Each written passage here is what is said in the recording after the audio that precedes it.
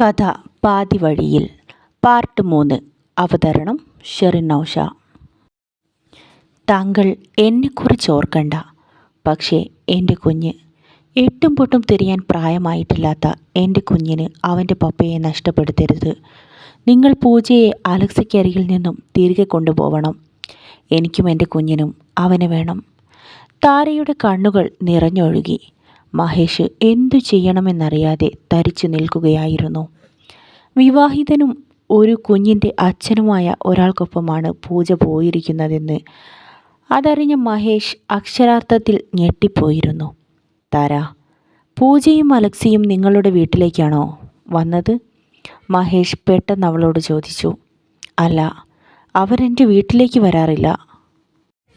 അവർ തമ്മിലുള്ള ബന്ധം ഇന്നും ഇന്നലെയും തുടങ്ങിയതല്ല. അവർ ഒരുപാട് നാളായി ഇഷ്ടത്തിലാണ്.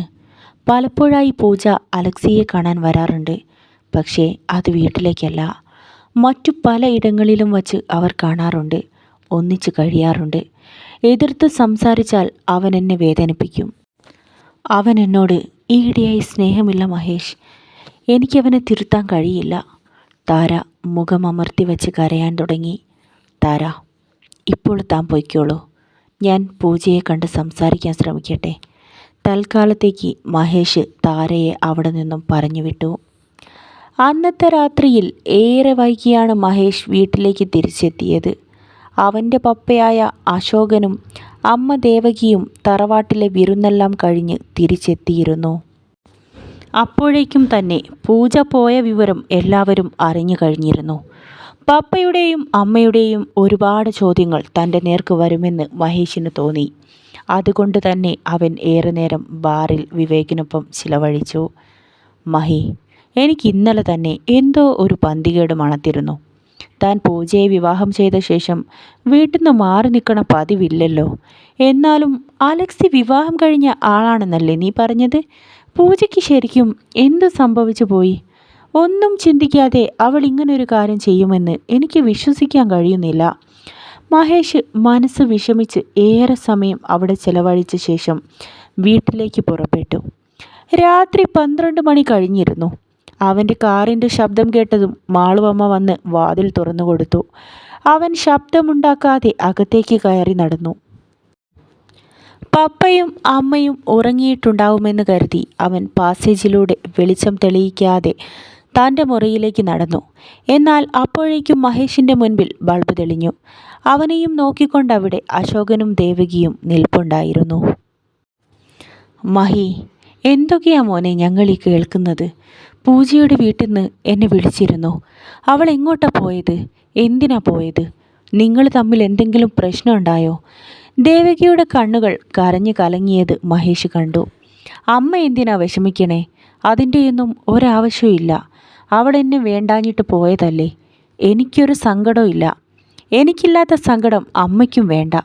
അവൻ ദേവകിയെ കഴുത്തിലൂടെ കൈകളിട്ട് പിടിച്ചു. അശോകൻ മഹേഷിൻ്റെ അടുത്തേക്ക് വന്നു. മോനെ മഹി, നീ ചെന്ന് കിടന്നോളൂ, നമുക്ക് നാളെ സംസാരിക്കാം. അശോകൻ മകനെ അവൻ്റെ കിടപ്പുമുറിയിലേക്ക് പറഞ്ഞയച്ചു. ദേവകി കണ്ണും മുഖവും തുടച്ചുകൊണ്ട് റൂമിലേക്ക് കയറി നടന്നു. പിറ്റേ ദിവസം മഹേഷ് ഓഫീസിൽ വർക്കിലിരിക്കുമ്പോഴാണ് അവന് വിവേകിൻ്റെ കോൾ വന്നത്. മഹി, ഞാനിവിടെ അമ്മയെയും കൊണ്ട് മലബാർ ഹോസ്പിറ്റലിൽ വന്നതായിരുന്നു. അപ്പോഴാണ് ഞാൻ ഒരു കാര്യം കണ്ടത്. ഇവിടെ പൂജ അഡ്മിറ്റാണ്. വിവേകിൻ്റെ വാക്കുകൾ കേട്ട മഹേഷ് കസേരയിൽ നിന്നും എഴുന്നേറ്റു. എന്താ വിവേക്, എന്തുണ്ടായി? പൂജയ്ക്ക് എന്തു പറ്റി? അവൻ ടെൻഷനോടെ ചോദിച്ചു. പ്രശ്നമൊന്നുമില്ല. ഞാൻ ചെന്ന് അന്വേഷിച്ചു. അവളുടെ വീട്ടുകാരൊക്കെ അടുത്തുണ്ട്. വിവേക് അല്പം ഒരു ശങ്കയോടെ പറഞ്ഞു. വിവേക്, താൻ കാര്യം തെളിയിച്ചു പറ. അവൾക്കെന്തു പറ്റി? മഹേഷിനോട് പൂജയുടെ കാര്യം എങ്ങനെ പറയണമെന്ന് വിവേകിന് മനസ്സിലായില്ല. മഹി, താൻ ടെൻഷനാവരുത്. പൂജ പ്രഗ്നൻ്റ് ആയിരുന്നു. അവൾക്ക് അബോർഷനായി. അങ്ങനെയാ ഹോസ്പിറ്റലിലായത്. വിവേകിൻ്റെ വാക്കുകൾ കേട്ട മഹേഷിൻ്റെ ശബ്ദം നിലച്ചു പോയി. നോ നോ വിവേക്, എൻ്റെ കുഞ്ഞില്ലാതായോ? മഹേഷ് ഫോൺ ടേബിളിലേക്ക് വച്ചു.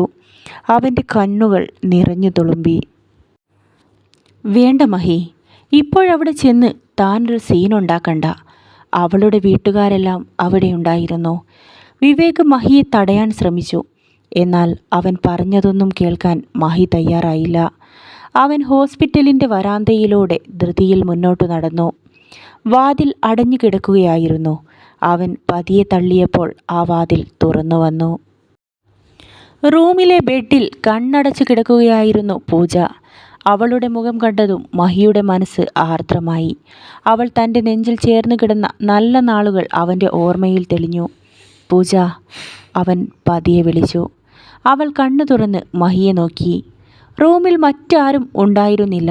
പൂജയുടെ അമ്മ മരുന്ന് വാങ്ങാൻ വേണ്ടി പുറത്തേക്ക് പോയിരുന്നു. എന്താ സംഭവിച്ചത് പൂജ? അവൻ പൂജയുടെ അരികിലേക്ക് ചെന്നു. നിന്റെ എടുത്തുചാട്ടം കൊണ്ട് എൻ്റെ കുഞ്ഞിനെയാണ് എനിക്ക് നഷ്ടപ്പെട്ടത്. അവൻ അവളെ തറപ്പിച്ചു നോക്കി. എന്നാൽ അവളുടെ മുഖത്ത് ഒരു ഭാവമാറ്റവും വന്നില്ല. മഹി, വെറുതെ ഒച്ച വെക്കേണ്ട. നഷ്ടപ്പെട്ടത് നിനക്ക് മാത്രമല്ല, എനിക്ക് കൂടിയാ.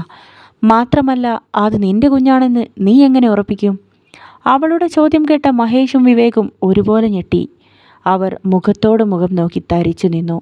മഹി, നമ്മൾ തമ്മിലുള്ള എല്ലാ ബന്ധവും പറഞ്ഞവസാനിപ്പിച്ചാണ് ഞാൻ നിന്റെ വീട് വിട്ടിറങ്ങിയത്. ഇനി ഡിവോഴ്സ് മാത്രമേ ബാക്കിയുള്ളൂ. അത് അതിൻ്റെ വഴിയാലെ നടന്നുകൊള്ളും. ദയവ് ചെയ്ത് ഇനിയും എൻ്റെ വഴിയിൽ ഒരു തടസ്സമായിട്ട് വരാൻ പാടില്ല. അവളുടെ വാക്കുകൾ ഉറച്ചതായിരുന്നു. വിവേക് മഹിയുടെ കൈകളിൽ പിടിച്ചു. മഹി, താൻ വന്നേ. യാന്ത്രികമായി മഹേഷ് വിവേകിൻ്റെ കൂടെ പുറത്തേക്ക് നടന്നു. വാതിൽക്കലെല്ലാം കേട്ടുകൊണ്ട് പൂജയുടെ അമ്മ നിൽപ്പുണ്ടായിരുന്നു. ആ അമ്മയുടെ കണ്ണുകൾ ചുവന്ന് കലങ്ങിയത് മഹേഷ് കണ്ടു.